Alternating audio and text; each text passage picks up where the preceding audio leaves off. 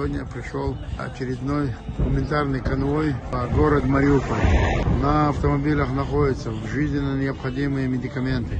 Вся эта благотворительная акция создана фондом имени первого президента Чеченской Республики, героя России Ахмата Хаджи Кадырова.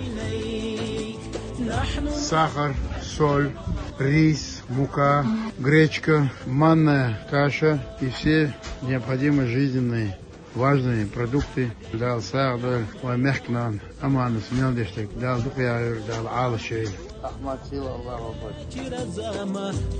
Дай Бог Рамзану Ахматовичу здоровья, всего самого лучшего, за то, что он не бросил людей пострадавших, помогает как может.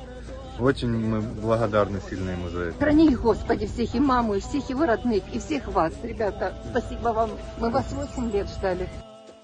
Здравствуйте. Дети войны, да, здесь? Дай Бог им здоровья, дай Бог им здоровья. Мы вам что необходимо доставим. Если что-то какие-то необходимые для детей лекарства, то вы нам скажите. Привезли нам еще.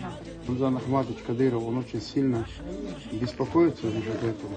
Вот, и мы будем доставлять и все это вам организовать. Хорошо? Хорошо, спасибо. Просим только одного мира, неба мирного, спокойного неба, чтобы наши детки, которые родились здесь в подвале, вышли, увидели свет, увидели солнце, мирную, спокойную весну и быстрее бы победу.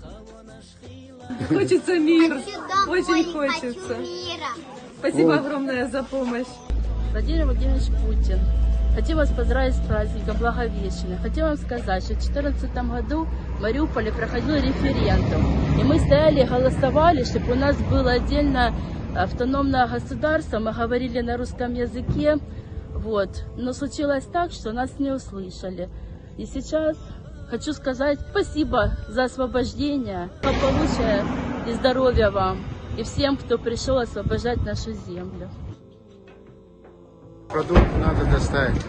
Поручение президента Российской Федерации Владимира Владимировича Путина мы выполним.